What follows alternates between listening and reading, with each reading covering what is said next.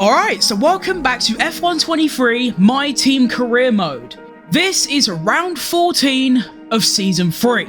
Now, in the last episode, if you haven't seen it, I'd be surprised if you did, I qualified a disappointing P9. However, off the line, I had a great start and moved up to P6. Then a long time later on lap 16, rain started to fall and I pitted for inters. But just half a lap later, the red flag was shown. From the second restart, now on full wets, I had one of the best starts of my career, slingshotting myself from P4 to P1 and never looked back and took the win. Now we head to Japan. Can I keep my title dreams alive? Let's find out. So for the first time in a while, I was actually looking forward to a qualifying session, but then I was presented by this. Yep, pissing down of rain. Let's just say I wasn't in the most optimistic of moods. And heading into my first hot lap, I felt, how bad can it be?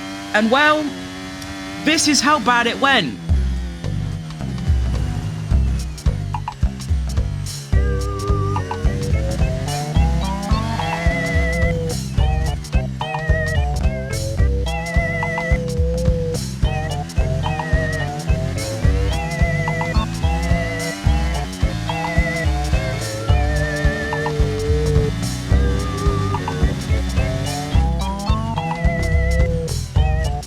Arguably one of the worst laps I have ever done in this game, and you probably guessed it, but I line up last on the grid of all drivers that have finished a lap. Now into my second hot lap of the session, you can see through sector 1, I'm actually half a second up on myself just because I kept it clean.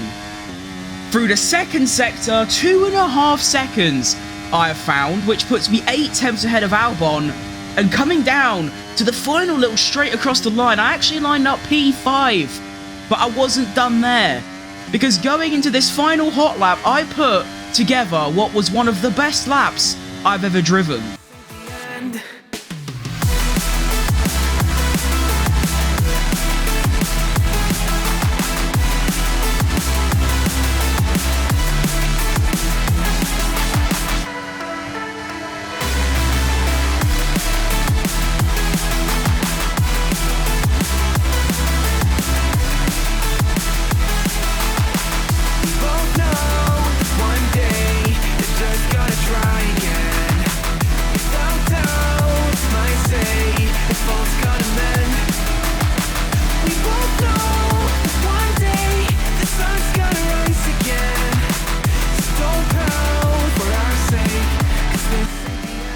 What a lap, and you can see it was actually pretty dry at the end and everyone behind me was on softs.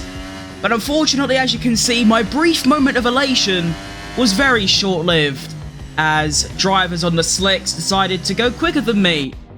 But to be fair, P5 on inters, everyone else on slicks, I think that's a very impressive performance. So here we go into the Formula 1 Lenovo Japanese Grand Prix 2023, and as you can see, it has dry weather, so my mood was immediately boosted tenfold. Now this race was very important to me because of course our title rival Lando Norris is only 2 places ahead of me on the grid. So here is Suzuka, 5.8 kilometers, 18 turns, only the one DRS zone down the straight. Here's the starting grid. We have Lando Norris, our title rival, in 3rd, and we're in 5th. So it's all to play for going into turn 1. With a good start, we could easily jump him. Meanwhile, my teammate starts down in 16th, which is one of the only times he's actually made it through Q1 in this entire season. So here we go on the formation. Now there is actually a method of warming your tyres that I don't think many people know about. As you can see during the lap, when I'm driving, I have my accelerator on and the braking on at the same time, you can see here. Now, you don't even have to turn at all to warm up your tyres. You can literally go just straight, holding the throttle and brake. You can see I'm doing it here, doing a full-on Kimi Raikkonen at Abu Dhabi, and yet my tyres are warming up just lovely. Heading to the grid, 95 degrees, that's absolutely bang on perfect. 0.2 meters to the grid, we're ready to cook up something foul. So here we go then for the Japanese Grand Prix. You can see our title rival just ahead, 5 lights on, and we move, and what a start! Immediately jumping Norris and Russell and almost managing to get ahead of Guan Yu Zhou as well in the McLaren, but he does get a start that's good enough to maintain P2. But P5 to P3 off the start, it really couldn't have gone much better, and as you can hear my engineer, he's saying that my engine is starting to wear down a little bit, and you'll see later on in this race it had a profound effect on my finishing result. Now, heading towards 130R down the straight, doing 320 kilometers an hour, Russell goes for the move, wheel to wheel, trying to be Fernando Alonso, but unfortunately he's not from Spain, so I do manage to just hold on to position. Now, going down the straight in turn 2, Russell is just quicker down the straight, and there's nothing I can really do about it, so he does get ahead of me and I move down to P4. But hey, still one position up from where I started. Although that looks like it wasn't going to last long, as Lando Norris tried to do one round the outside, but he is not him, so I managed to just hold on to the place. You can see there's quite a build-up of cars behind me. And now on lap 4, well, the same thing happened. DRS for Lando, there's nothing I can do. He makes his way past and I drop down to P5. And this was a really tough move to digest, because obviously that's my title rival. And then on lap 6, I thought, now Verstappen's going to get past me. I'm going to hop in the pits and try and get a massive undercut. So, into the pits, we must go. E-I-E-I-E-I-O. Ooh, ooh. However, this happened.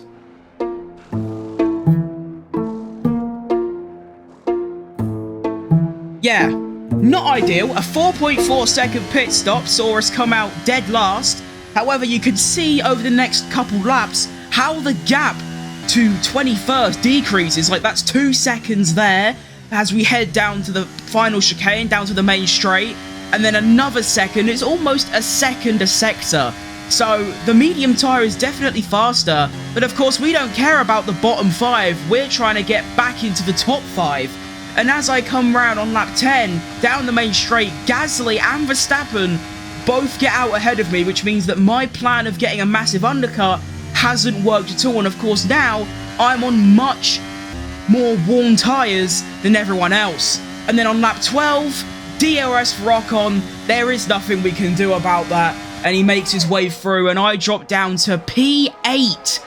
I was in P5 before I went into the pits, and after everyone else pits, I dropped to P8.